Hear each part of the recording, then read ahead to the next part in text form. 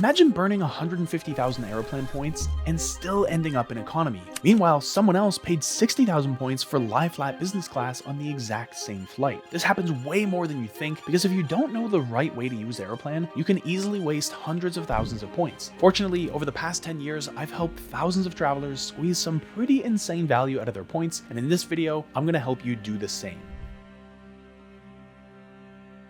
So the first thing you need to know is that Aeroplan prices flights in two very different ways, depending on the airline you're flying with. If you book with Air Canada, your redemption is dynamically priced, which means the number of points required changes constantly based on demand. But when you book with most Aeroplan partner airlines, that same system switches to a fixed pricing model, which is based entirely on distance. And this is where the value comes in. If you know how far your flight is, you can predict the cost before you book. For business class redemptions between North America and Europe, the pricing follows 4 distance bands. If your flight is under 4,000 miles, you'll pay 60,000 points. Between 4,000 and 6,000 miles, the cost jumps to 70,000. From 6,000 to 8,000, it goes to 90,000 points, and anything above 8,000 miles hits 110,000 points. And you can find the full chart I'm referring to here on page 4 of Aeroplan's official reward chart. Now, this structure means that choosing your destination by distance, not just by location, can save you a lot of points. For example, a flight from Toronto to Lisbon is just under 4,000 miles, so it qualifies for the lowest tier at 60,000 points. But a similar flight to Zurich crosses the 4,000 mile mark and moves into the 70,000 point tier. That's a 10,000 point difference, even though both routes feel nearly identical. But it's also worth noting that not every partner follows the fixed chart anymore, with United and Etihad now pricing dynamically similar to Air Canada. But most partners still stick to the fixed distance-based system, which means that you can get consistent pricing regardless of demand or the time of year. And this makes partner flights one of the most valuable ways to redeem Aeroplan points, especially when you're booking business class. Because in business, redemptions can give you 5, 7, or even 10 cents of value per point, which is somewhere between 2 and 5 times higher than what you get from an economy flight. So if you're planning a redemption and you're flexible with destination or routing, always check partner airline pricing first. And if the route falls just below the thresholds of one of those distance tiers, that's where you'll get the most value out of your points. If you have Aeroplan Elite status, you can actually upgrade into business class without ever booking a business class fare. And that strategy works by combining 2 benefits: Latitude Fare pricing and e-upgrade credits, and when you use them together, they let you book economy with points but still fly in the front of the plane. Here's how it works. Latitude fares are a higher economy fare class that cost more than the lowest redemptions, but they're fully flexible and immediately eligible for upgrades. That means if there's business class space available, you can confirm your upgrade right away using your e-upgrade credits. But if there's no space, you're automatically waitlisted. Either way, you're booking at a much lower base cost than a full business class redemption. So for example, let's say you want to fly from Montreal to Paris. Thanks to dynamic pricing, a business class seat on Air Canada could cost anywhere from 60,000 to over 100,000 points one way, and sometimes even higher during peak travel times. But if you have Aeroplan Elite status, there's a smarter option. You can book a Latitude fare, which might cost around 35,000 to 65,000 points, and then use 11 e-upgrade credits to move up to business class. That's the exact same seat for potentially half the number of points. Now, this upgrade strategy only works on Air Canada operated flights, and it works best out of hubs like Toronto, Vancouver, and Montreal, where upgrade space is more common. And if your upgrade clears into a business class flexible fare, then that also unlocks access to the Air Canada Signature Suite, which is a premium airport lounge usually reserved for full fare international business class travelers. There's no special process to access this, you just need to book a Latitude fare using points, make sure your e-upgrades are active, and then apply them through your Aeroplan account or the Aeroplan app. And if you already have status and upgrade credits sitting unused, then this is one of the most efficient ways to turn them into real value. But let's say you're not changing cabins and you just want to get more out of the trip you're already booking. Well, there's a trick for that too, because Aeroplan lets you do more than just fly from point A to point B. On certain bookings, you can turn one redemption into 2 destinations by just adding a stopover. And the cost to do it is fixed at just 5,000 extra points. So this applies when you book an international one-way flight on a partner airline. So instead of just flying through Zurich on your way to Bangkok, you could actually spend a few days in Switzerland and then continue on to Thailand on the same ticket. And the value here is pretty significant, because if you're already paying tens, if not hundreds of thousands of points to fly across the Atlantic in business class, then paying just 5,000 more points for an additional city is a pretty good deal. And because partner flights follow the fixed distance chart, you won't be hit hit with dynamic pricing just for changing your connection into a stopover. So to be clear, this isn't about flying more, it's about using the same trip to see more places. So if you're already redeeming points for a long-haul flight, adding a stopover is one of the simplest ways to increase the value without increasing the cost. Now, if you're already planning a trip with other people, there's another feature that can get you to your goal even faster. Aeroplan's family sharing feature allows you to combine points with up to 8 people into a shared pool. Everyone keeps their own individual account, but when someone makes a booking, the points are automatically pulled proportionately from every person's balance. This is especially useful when multiple people are earning points separately, but no single account has enough points for the redemption you want to make. And this allows you to unlock bookings faster by combining partial balances that might otherwise sit unused. But then there's also a built-in benefit for status holders. If one person in the group has Aeroplan Elite status or a co-branded credit card that unlocks preferred pricing, then those benefits can apply across the pool. So the entire group might see lower redemption rates or access to extra perks just because one person qualifies. Family sharing was paused for a while, but it's been reinstated as of February 2025. You can set it up through your Aeroplan dashboard, and once you're in a pool, all redemptions will pull from the shared balance automatically. But if you want to reduce the cost of a redemption, regardless of how many points you have, there's one factor that affects it more than anything else. Of course, I'm talking about the fact that Aeroplan's dynamic pricing model adjusts based on demand, which means the same route can cost very different amounts depending on when and how you book. But flexibility, both in timing and in routing, give you control over that cost. So if you're willing to shift your departure by a day or two, or fly at off-peak hours, you'll often see lower point requirements, especially on Air Canada flights. For example, a business class seat from Vancouver to Toronto might be 60,000 points on a Friday evening, but the same flight early Tuesday morning might be just 30,000. And this also applies to your arrival city. Flying from Montreal to Paris might price pretty high, but Montreal to Lyon could be much lower. So the key thing you need to know is that Aeroplan's pricing algorithm favors flexibility. If you search across a range of dates and cities instead of locking in one single route, you're much more likely to find lower fares, and in many cases, you'll spend half as many points for the same distance. If you search across a range of dates and cities instead of locking in a single route, you're much more likely to find lower fares, and in many cases, you can get away with spending half as many points for the same distance. And so being flexible doesn't just help you save, it gives you more options. And when you're working with dynamic pricing, that's where the advantage is. But no matter how many points you've earned, there's still one move that quietly costs travelers the most, and it has nothing to do with flights. Because Aeroplan lets you redeem points for more than just flights. You can use them for hotel stays, car rentals, merchandise, and even gift cards. And these options are there for convenience, but they almost always give you lower value compared to flights. For example, a $100 gift card typically costs around 14,000 points. That means you're getting less than 0.75 cents per point. Car rentals and merchandise often fall in the same range, and even hotel bookings usually cap out around 1.4 cents per point depending on availability and brand. By comparison, a smart economy flight redemption can easily give you 2 to 3 cents a point, and business class redemptions, especially on partner airlines, can go up to 5 to 10 cents a point. And these numbers matter because every point you use on low value redemptions is a point you're not using on flights that offer better returns. And Aeroplan points don't expire as long as your account stays active, which means there's no pressure to spend them quickly.